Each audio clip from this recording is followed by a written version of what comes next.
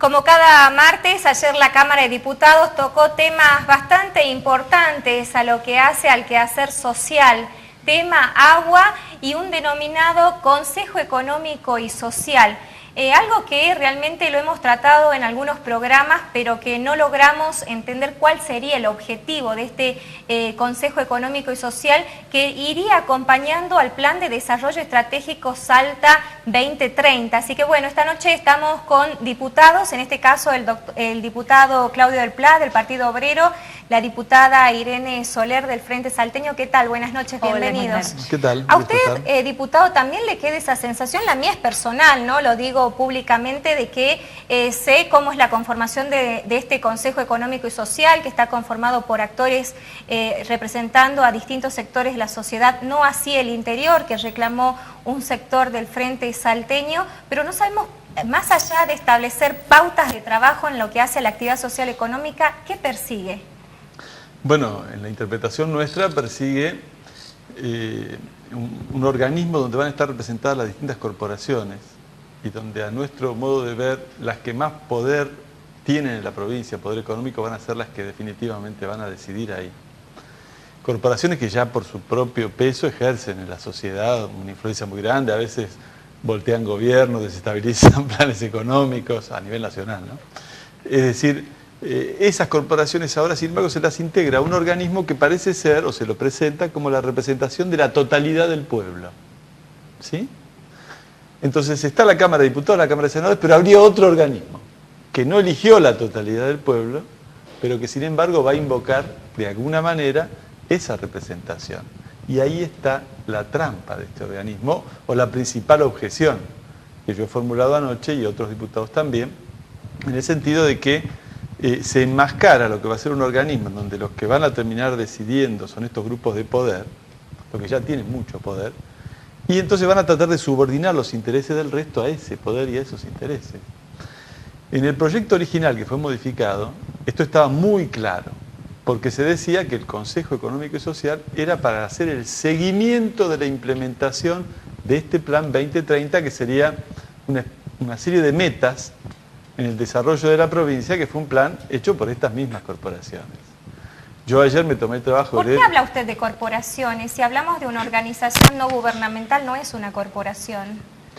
Bueno, lo que pasa es que me refiero a que defienden intereses corporativos, intereses muy específicos, ¿sí? De grupos empresarios, de sectores y demás. Entonces, aparte tienen sus representaciones electas por muchas veces sectores muy de minoría que la conforman. Por ejemplo, las cámaras empresarias, el número de integrantes son pocos, ¿sí?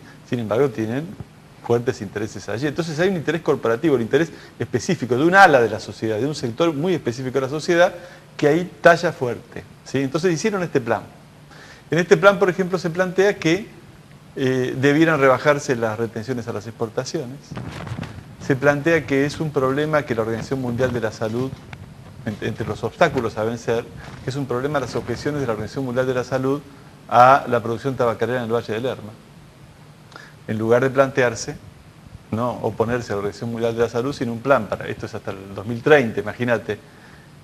Con mucho tiempo se podría prever de qué manera se reconvierte esa producción, se mantienen los puestos de trabajo y no nos peleamos con la Organización Mundial de la Salud, por ejemplo. Pero el sello de que están esos intereses de corporación, económicos y demás, en el contenido de este plan, se manifiesta en estos puntos, en estas metas que establece el plan. Esto es lo que yo he tratado de señalar ayer. Entonces, es un tema delicado, porque además la sociedad tiene mecanismos para elegir sus representantes, tiene sus instituciones y demás. Esto sería una institución que no la elige el común de la población, el ciudadano no interviene, pero que sin embargo, aunque tiene un carácter consultivo, digamos, va a dar opiniones sobre lo que el Estado haga, esas opiniones van a aparecer en nombre de una institución creada por ley, es decir, con todo un peso. Nosotros creemos que no corresponde y tiene un contenido antidemocrático. Ahora, no hay que darle ese poder a esas corporaciones. Diputada Soler, ¿con peso y presupuesto también? Exactamente. Sí, es así como lo contaba el diputado. Es un órgano consultivo que en la Constitución, con la última reforma de la Constitución, fue incorporado y dice, habla de un órgano consultivo de los poderes públicos.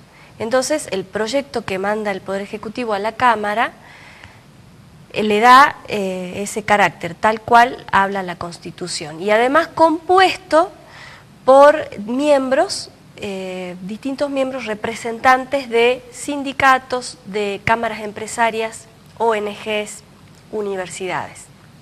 Bueno, entonces, cuando esto se discute en la Comisión de Legislación General, incluso los diputados oficialistas vieron un peligro, vieron un riesgo en esta institución. ¿Por qué? ¿Dónde está el riesgo? Y bueno, en que superpone funciones con otros poderes. El ámbito de debate de los proyectos, de consulta también de los proyectos, es el ámbito legislativo. Y el ámbito de seguimiento son los poderes, distintos poderes del Estado, de los planes, estamos hablando de los planes económicos, sociales, etcétera. Ahora, esta función se la quiere dar a este organismo. Entonces, además de lo que decías acerca de la superposición de funciones con otros órganos ya existentes, además ese organismo tiene su presupuesto también. Es decir, a pesar de que sean ad honorem los representantes, los miembros del Consejo, sí está previsto que esto tenga un presupuesto para su funcionamiento. Bueno, eso por un lado. Por otro lado, bueno, entonces, como le digo, en la Comisión de Legislación General, advirtiendo estos problemas, es que se acotó las funciones de este organismo. Se acotó a órgano consultivo de solamente el Poder Ejecutivo, se lo limitó de esta manera. Bueno, entonces hay otros factores que también es importante señalar, y yo ayer en la Cámara de Diputados citaba a José Nathanson, que es un politólogo, que hace un análisis de este organismo que también se propuso a nivel nacional. Y él dice que en Europa ese organismo ha funcionado en otro contexto. En estos países de América Latina hay características distintas, o por lo menos las había cuando en Europa tenía otro contexto económico y social, pero de todas maneras acá la característica de los factores que estarían representados en este órgano tienen como característica la fragmentación, la heterogeneidad. Y para dar un ejemplo, el factor trabajo es un factor que está compuesto por tercerizados, contratados, empleados en blanco. ¿Todo eso prevé el Consejo Económico y Social? No, ese es el problema, que el factor trabajo está representado por dos sindicalistas, dos representantes de sindicatos del ámbito público y dos del ámbito privado. Pero el problema es la posibilidad de representar al factor trabajo en su totalidad, porque como les digo, al estar fragmentado de esta manera e incluir trabajadores precarios, trabajadores subocupados, desocupados, etcétera, se hace muy difícil la representación. ¿Cuál sería el ámbito de trabajo de este Consejo Económico y Social? ¿Está fijado dentro de la estructura del Estado? ¿En qué lugar? Sí. No, es una especie de organismo paraestatal. No nos dice dónde va a funcionar, dice que habría un presupuesto, un secretario técnico. Lo esencial es esta función, es decir, que estábamos tratando de explicar. Es una función que se coloca como por fuera de las organizaciones de la democracia, que ahora sin embargo se la saca por ley, ¿sí? Como una capacidad de presión, no de decidir, pero sí de presión, sobre los poderes. Constituido en el proyecto original decía sobre todos los poderes, ahora quedó limitado al Ejecutivo. Entonces, a ver, doy un ejemplo práctico para que se entienda, porque es un tema complejo, creo que ayer hablé como media hora de esto en la Cámara. Un trabajador va como representante de los trabajadores allí, y entonces se dice, bueno, miren, ¿qué va a pasar con los trabajadores en el próximo plan que tenemos? Bueno, miren, hay que ajustarse el cinturón, muchachos, porque la economía no da, los costos, esto, lo otro. Entonces saquemos una resolución del Consejo Económico y Social que diga que los salarios por ahora tienen que esperar.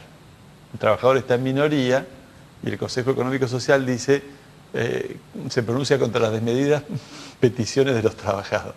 A ver, ¿se entiende? Es decir, es una manera de ponerle un corset y de presentar como si fuera el interés de todo el pueblo los intereses de un grupo de poder. Y si se toma atribuciones que no corresponden, ¿quién los regula o quién define finalmente qué es lo que va a pasar? ¿El gobernador? Sí, bueno, ese organismo es un organismo que tiene 3 miembros designados por el Ejecutivo, que son el presidente y los secretarios, creo que así es el sistema. Bueno, y ese será el organismo, digamos, de aplicaciones, va a ser el Poder Ejecutivo el que tenga que aplicar esa ley, por supuesto. Pasando a otro tema, hay algo que nos está preocupando y es la restricción del servicio de agua potable en distintos barrios de la ciudad, porque se argumenta desde quien provee el servicio de que no hay el suficiente suministro de este recurso para abastecer a la totalidad de la población. Usted ayer tuvo un discurso bastante duro con respecto a este tema, más que nada la función que tiene el ente regulador en su materia de controlar la provisión del agua. ¿Qué va a pasar de ahora en más, diputada? Bueno, yo les cuento que en realidad ayer hablé yo del tema del agua, pero refiriéndome a un hecho concreto que ocurrió en Villa Los Sauces hace unos días. Un incendio en donde murió un hombre mayor y se quemó la casa de familia en donde éste vivía. Una mujer y 5 chicos quedaron sin casa también. La mujer no había podido pagar la factura de luz, por lo tanto estaban iluminándose con velas y eso originó el incendio. El barrio estaba sin agua desde las 22 horas, pero esto es un corte que se hace habitualmente en el barrio y el incendio sucedió a la madrugada. Para colmo de esto, los bomberos de la provincia tardaron en llegar. Cuando llegaron no andaba la autobomba. Después el SAMEC también tardó en llegar. La cuestión es que terminaron los bomberos voluntarios apagando el incendio, pero ya cuando se había quemado todo y ya este hombre se había asfixiado. Entonces, lo que yo señalaba en primer lugar es la cuestión de los servicios de emergencia, que esto es ilustrativo de una realidad que vive mucha gente en la ciudad, pero además ilustrativo de lo que ocurre con los servicios de emergencia. Si en un caso individual no funcionan, en esta provincia que tiene alto riesgo sísmico, me parece que hay que empezar a pensar y a llamar la atención sobre estos temas, porque puede producirse, no estamos exentos de que se produzcan catástrofes en la provincia. Entonces hay que tener un servicio de emergencias preparado para esto.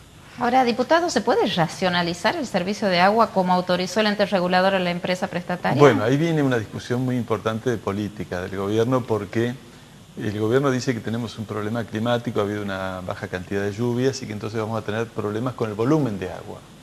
Ahora, no tenemos solo ese problema. Tenemos un problema de desinversión muy fuerte en todo el sistema.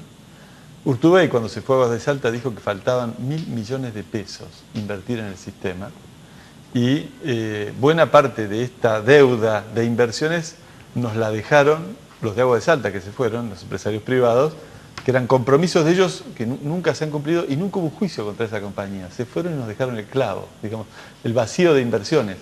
El sistema, por ejemplo, ahora se dice, bueno, restringamos el servicio, pero tiene pérdidas por todos lados. No hay reparaciones adecuadas. La cantidad de volumen de agua que se pierde, porque no es que lo gasta alguien en su casa, sino que se pierde por las pérdidas que hay en la vía pública y en infinidad de lugares, por falta de inversión y por falta de mantenimiento, es enorme. Es decir, que nos están presentando una parte de la historia, que es que ha llovido poco y que hay que gastar menos. Pero hay otra parte de la historia, es que el sistema está completamente desinvertido, que es ineficiente, que se pierde mucho volumen fuera de los consumos, ¿sí? Y sobre esto no hay explicaciones ni un plan que esté a la altura de las circunstancias, y además dejaron que se fuera el empresario Relats, dueño de Aguas de Salta, debiéndonos millones de pesos en inversión, y nadie lo ha perseguido ni siquiera judicialmente para que nos devuelva eso. Entonces habría que poner todo en la discusión ahora que tenemos una crisis hídrica. No solamente echar la culpa a la escasez de lluvias, ¿no es Pero cierto? no se puede volver para atrás, diputado. ¿Qué se hace de acá en adelante? No, de acá en adelante entonces habrá que aplicar planes de contingencia que impliquen inversiones importantes, de modo tal que se establezcan las prioridades. Por un lado, inversiones importantes para garantizar el mayor abastecimiento aún con este nivel de escasez, ¿sí? Y en segundo lugar, hay que establecer prioridades de uso, las familias primero. Acá hay grandes empresas que gastan volúmenes enormes de agua, nadie ha puesto a discusión si van a restringir el agua a ellas o no. ¿Qué pasa con el agua de las mineras? ¿Qué pasa con un conjunto de empresas que son altas consumidoras? Entonces, que nos presenten todo el paquete, incluso el de las restricciones, para que veamos cuáles son las prioridades. Y después que asuman las responsabilidades políticas por no haber previsto, ¿no es cierto?, los niveles de inversión que hacían falta y por haber permitido que esta gente de Agua de Salta se fuera dejándonos este vacío de inversiones. En los últimos días han asistido algunos ministros a la Cámara de Diputados en virtud del pedido que habían hecho ustedes en forma reiterada para que así lo hicieran. Estamos hablando del ministro de Seguridad y también de la ministra de Derechos Humanos por una serie de hechos que han venido sucediendo, como le decía, más que nada en el área de seguridad con algunos abusos policiales y demás. ¿Han quedado satisfechos ustedes con las respuestas que se han dado? La verdad que no. De parte del ministro de Seguridad, en la reunión de la semana pasada, le hicimos varias preguntas, entre ellas lo de los abusos policiales. El ministro de Seguridad lo único que se limitó es a decir que hay sumarios iniciados, sumarios administrativos iniciados. Pero la verdad es que no vemos un reconocimiento de que hay una policía que o no tiene control, no tiene ningún control, o que hay de alguna manera una autorización del poder político para que actúe como actúa, ¿no? Así que bueno, de ninguna manera nos ha dejado conformes. En el caso de ustedes, diputado. No, bueno, menos aún, creo, porque claramente, mirá, el primer pedido para que venga el ministro lo hicimos el 21 de febrero, 2 días después de la represión de la legislatura. 3 meses después llega el ministro, al punto tal que tuvo que traer, creo que eran como 10 pedidos de informe atrasados que tenía, ¿no es cierto?, de todos los casos que se fueron acumulando semana tras semana protagonizados por la policía. Entonces, lo que hubiera correspondido es un debate sobre la política desde el gobierno en materia de seguridad y en materia policial. Y ahí lo que tuvimos fue la discusión de algunos casos aislados. Por lo tanto, los casos aislados, si uno no puede sacar una conclusión de conjunto, y si los ministros se excluyen de toda responsabilidad, es decir, yo no fui, sino que es un problema de policías descarriados que en algunos casos han actuado de esta manera y entonces les estamos haciendo un sumario. Si sacamos este debate político, entonces la reunión no sirvió. No es por nada de que no se hagan interpelaciones en la Cámara de Diputados, porque las interpelaciones tendrían un carácter de debate público, tendrían otro tenor, todos los diputados podrían intervenir plenamente, no habría límites en el tiempo y podremos hacer un debate político, porque no se trata, de hacer tiro al blanco con un ministro, se trata de ver qué cosas tienen que cambiar en la política para que cada semana que pasa no tengamos a la policía en una represión social brutal, no tengamos casos de gatillo fácil como hemos tenido casi uno por semana en estos 2 o 3 meses. Este es el punto, hay que discutir la política. Entonces tomo un caso de lo que sí pudimos discutir, la represión de la legislatura. El informe que nos mandaron a la Cámara, escrito, tenía una cantidad enorme de omisiones, por lo tanto mentía. Es decir, nos contaba solo una parte de la verdad y en otras cosas mentía sobre los hechos. Por ejemplo, no mencionaba en ningún caso que hubo 2 periodistas afectados por la represión, uno detenido y golpeado, Santiago Karinsky, al periodista de Aries le robaron la cámara, esos hechos no estaban. No mencionaba que yo denuncié y presenté pruebas en la justicia de que hubo violación de los fueros parlamentarios. Defendieron este operativo completamente indefendible para cualquier persona con sentido común, de que el día 19 se armó un cerco para que no pudiera haber una manifestación opositora contra el impuestazo y el día 20 hubo una manifestación oficialista en los mismos actos, del mismo tenor, ¿no es cierto?, por el aniversario del 20 de febrero, etcétera, en el Campo de la Cruz. Entonces hubo una represión selectiva. No puede manifestarse lo que son opositores, sí puede manifestarse lo que son oficialistas, y el ministro no quiso dar explicaciones de cómo él, que es el responsable político de actuar de esta manera de la policía, no pudo dar explicaciones sobre esto, y ha hecho una interpretación completamente antojadiza de los fueros parlamentarios. Es decir, él reivindicó que a mí se me impidiera pasar a 200 metros de la legislatura con una cartulina que decía abajo el impuestazo. Cualquier ciudadano tenía que haber pasado, pero en mi caso particular amenazaron con detenerme, y todo está filmado, por intentar pasar de esa manera.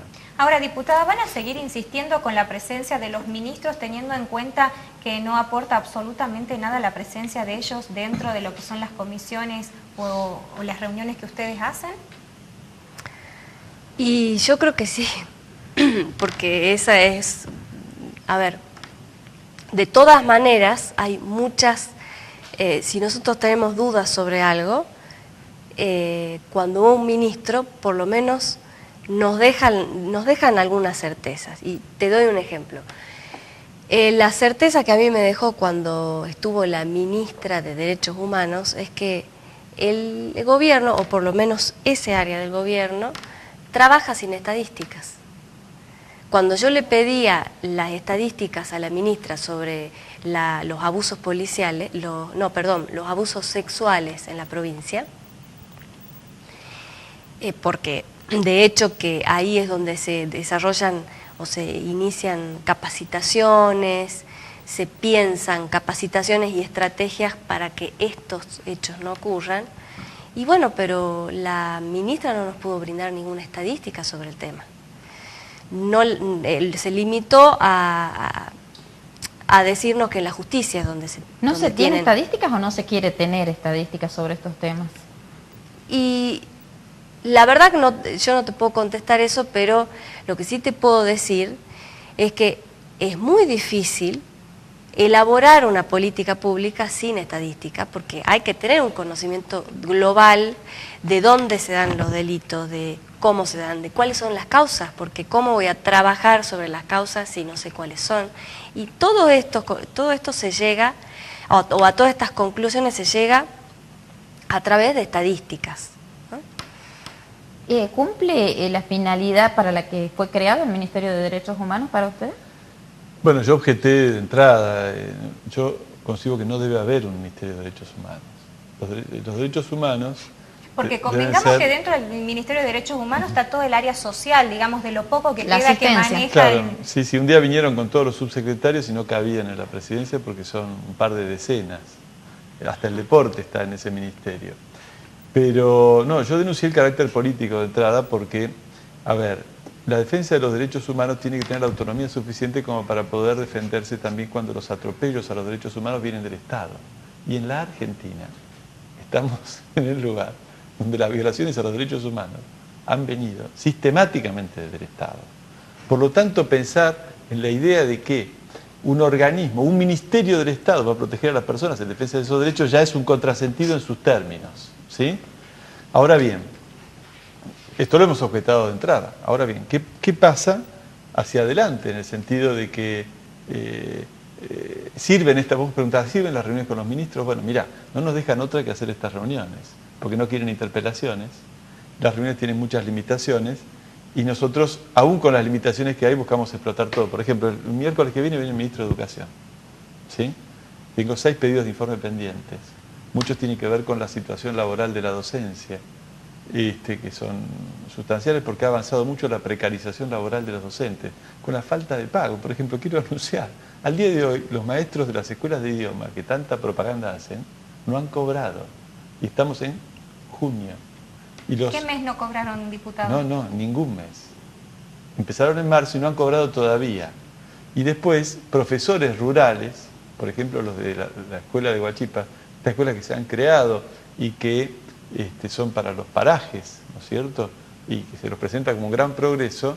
Bueno, de 13 profesores, solo 2 hasta el presente han cobrado, al punto tal que ya no pueden viajar al lugar. Entonces, bueno, queremos discutir cosas con el ministro. Que venga fuerza a dar determinadas respuestas. ¿Permite el debate político que le falta? Que correspondería en una interpelación, como corresponde a los procedimientos normales del Parlamento. No. Pero aún con esas limitaciones, y una vez que perdemos la votación para que vengan al recinto, preferimos que vengan y tratar de explotar todo lo posible estas citas. Por ejemplo, el otro día me dijo que sí, a una cosa, corto, al planteo mío para que las guarderías infantiles pasen al Ministerio de Educación, La ministra de Derechos Humanos, que hasta ahora los dirige ella, me dijo que estaba de acuerdo. Vamos a ver qué dice el ministro de Educación. Vamos a estar esperando entonces la visita del ministro de Educación, diputada Soler, diputado del Plan. Muchísimas gracias. No, gracias a vos. Nosotros nos vamos a una pausa y enseguida regresamos.